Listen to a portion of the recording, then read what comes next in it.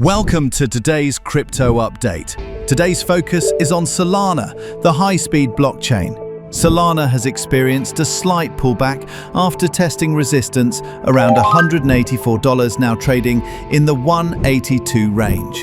For the bulls, holding the key support level at $169.95 is crucial. This zone represents a critical area where buying pressure needs to hold strong to prevent further downside. If Solana can regain momentum, the targets analysts are eyeing are $185.14 and then $189.20. Question remains, can Solana successfully hold the $180 support zone after this recent dip?